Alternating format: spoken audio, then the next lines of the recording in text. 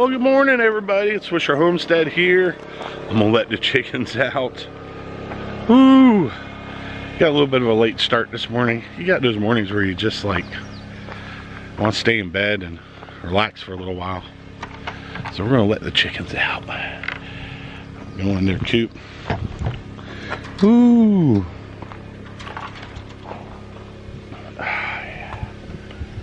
Hey guys, how you doing? Hey.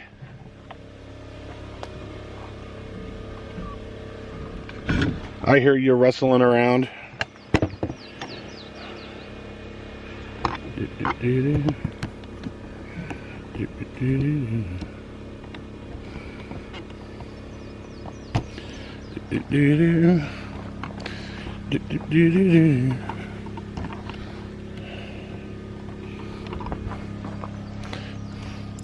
They're gonna come out of there like a frenzy.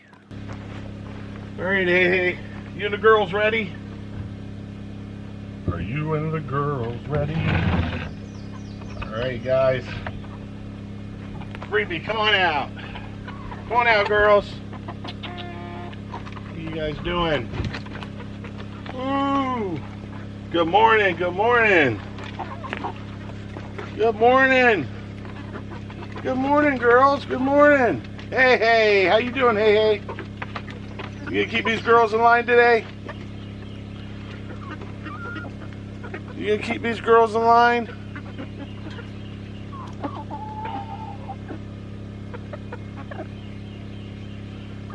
Look at you guys, look beautiful as usual.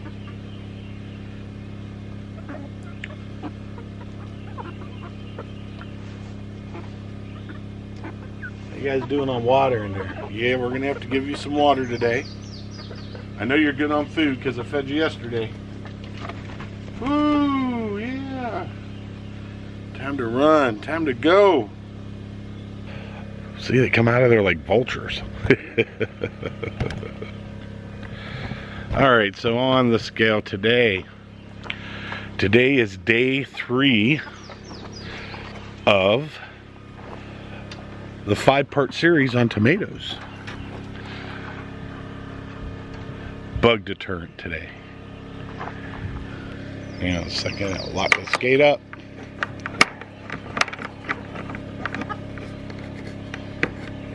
There we go. Alright, so today's day 3 of tomatoes, our series on tomatoes.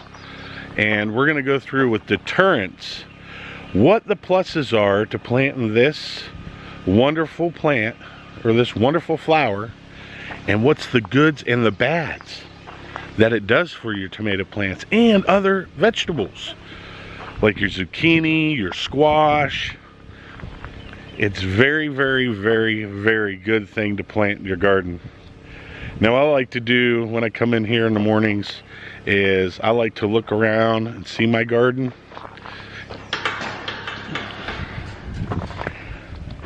Make sure I don't have any predators in here, like rattlesnakes or copperheads. Yes, I do have to come in and do a walkthrough because Amy's gonna come in here and we got some more planting we got to do today. We just got to take a real quick look, make sure that there's nothing in here. If there is, depending on where it's at, will depend on what I have to do. Now, if it's somewhere where I can get it to go out and leave, wonderful. If it's something that's going to be stuck here, then I have to go get the gun. Unfortunately, I know a lot of you probably don't like that idea, but when you got an enclosed garden like I do, the last thing you want to do is be playing around trying to shoo a rattlesnake or a copperhead out. So we got to look, we got to be safe. You always got to be safe when you're out here, because you never know what you're going to find in your garden. So, okay, so far so good. All right, some more stuff to do that we're going to do, but I'm going to pass you over to Amy, and Amy's going to go through part 3 of what's the #1 thing you should plant with your tomatoes, your squash, your zucchini, your cucumbers. That is not only a deterrent, but it helps out the garden, and she'll explain to you why. So here she comes. Hi everybody, it's Amy from Swisher Family Farm. Today I'm going to be planting our marigolds around our tomatoes and our zucchini and our squash. And the reason we're planting marigolds is there are good pests and bad pests that can get into your garden. The bad pests are the ones that eat your plants, and so we want to try to prevent that. But there are also good pests that when they come into your garden, they eat the pests that eat your plants. So, according to the research I've done, marigolds will attract those pests and will help to keep the pests that eat your plants, keep that population down. So we're going to plant some marigolds around all of our tomato plants, around our squash and our zucchini. They also will attract the bees, which is going to help pollinate your garden, the entire garden. So, and they're beautiful to look at. So that's what we're going to do today, and get those planted, and we'll set up the video so you can just watch what we do with the marigolds. Sounds good, Ames. And we're off.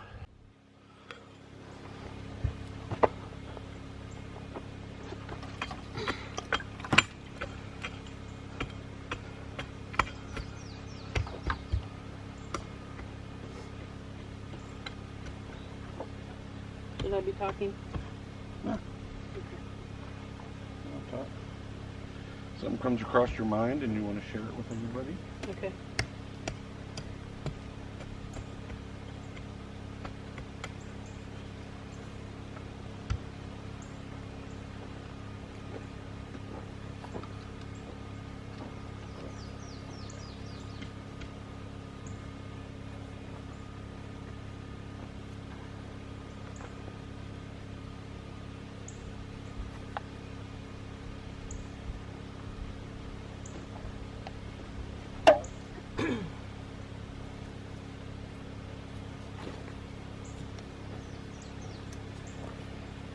Since so many people use these painter sticks for gardening, they've actually started putting measurements on them. Now, it's in white, so it's kind of hard to see, so you can see we wrote over them.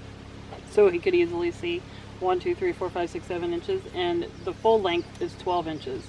So these are so handy to use in the garden because you can measure the distance between the plants as you're planting them. It just makes it easier to measure without having to get out a tape measure or anything like that. You can also use string and mark the string where you want to plant them. That's another easy way to do it too. This works for us, so this is what we use.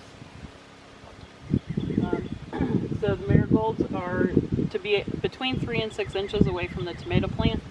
So we're planting them, I'm planting them about 4 inches away.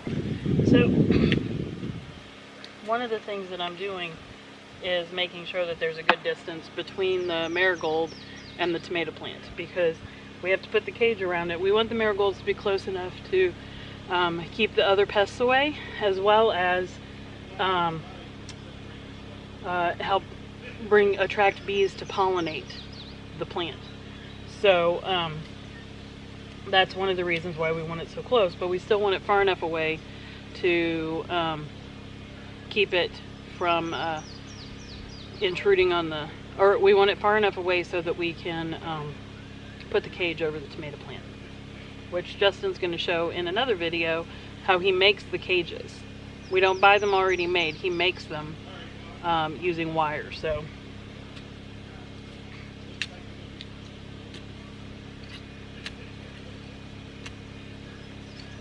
but what I do is I dig a hole. I try to dig the hole about a little bit further than the depth of the cup of the marigold plant. So I dig the hole. You got to be careful when you're doing this close to your tomato plants that you don't get the roots of the tomato plants. And if I find any other, roots or anything in there, sometimes what I find is rocks. But if I find any other roots or any weeds or anything in there, what I do is I've thrown it back in my marigold thing, my little container for the marigolds, and I give those to the chickens once I'm done in the garden. And the chickens are so funny because they know that I'm the treat lady, because anytime I walk by the chicken run and they're outside, they follow me as I walk around the chicken run. So they know I'm the treat lady as soon as they see me. So that's good. Okay, so you want to dig your hole a little bit deeper. You got to go a little bit deeper. A little bit deeper than the root ball.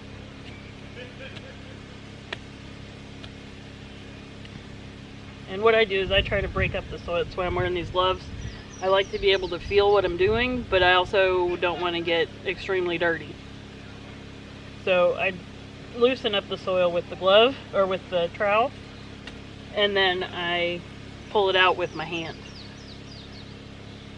So let's check this. Yep, that's where I want it. Okay, so I get that ready. What I like to do is get everything ready so that when I'm ready to stick it in the ground, I've got everything right here. So I'll get a cup of water. I got my bucket here that's got water. It's about half full of water. I got a cup so I can just dump it in there. And this is about 16 to 20 ounces. So if you go to the line here, that's 16. So I go to the line and I know how many ounces I've got. So it's 2 cups of water.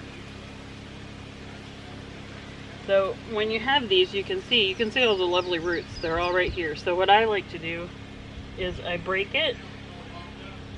I don't want to break the roots up, but I do want to loosen them and loosen the grip on the soil so that they can start growing out. But you got to be careful. See how I didn't break the roots, but I broke the soil up around it. And then when I do that, I try to drop the soil down in the hole, just for extra nutrients and stuff. So now it's ready. This thing is really sticking together. Definitely time to get these in the ground.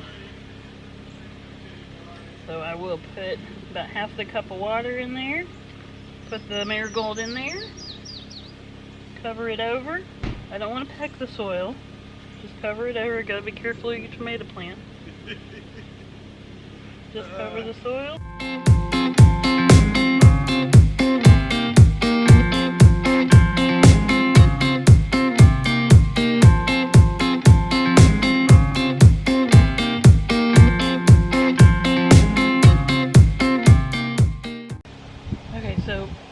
When you pull out a plant and you see that there's a couple of buds that are dead on it, you want to go ahead and snip those off, because the plant will stop sending nutrients up that shoot and will send it to the rest of the plant.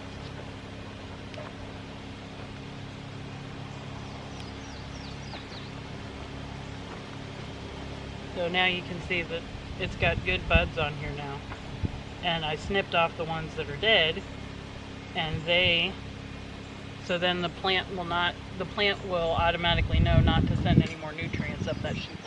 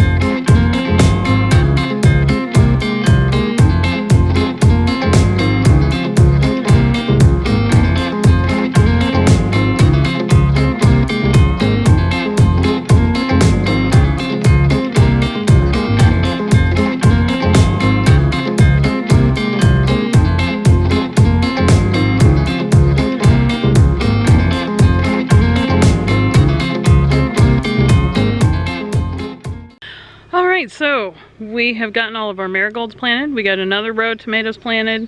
What else did you plant? Lettuce?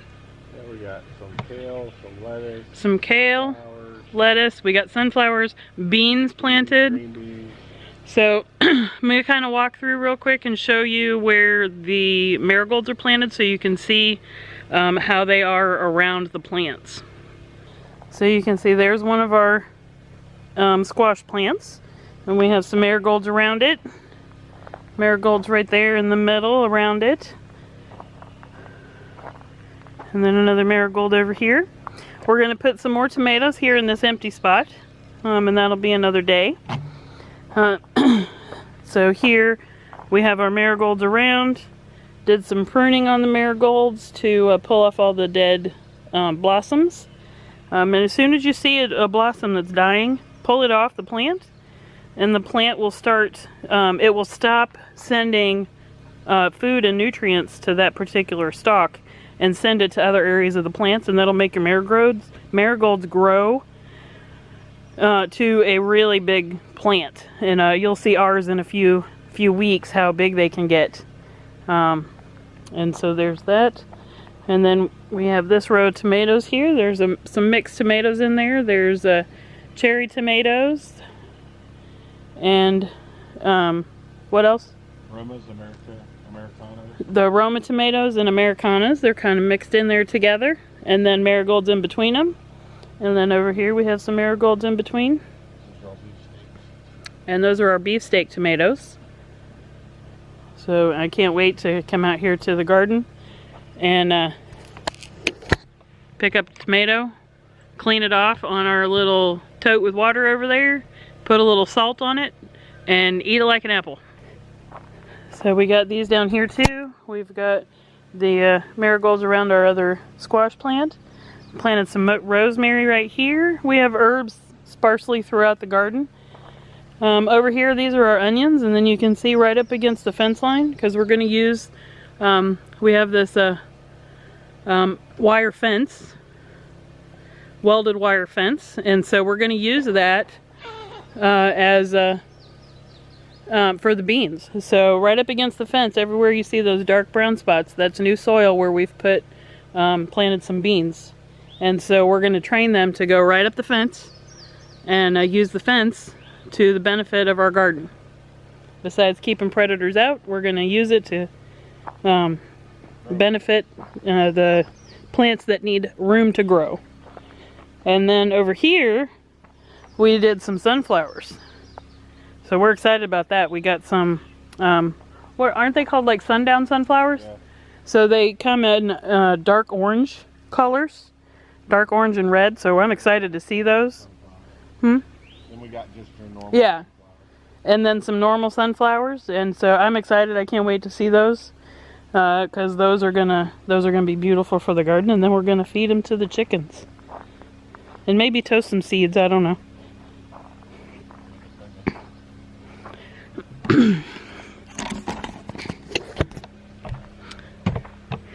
So that's our companion planting for tomatoes. Those are the marigolds is what we chose to companion plant with our tomatoes today.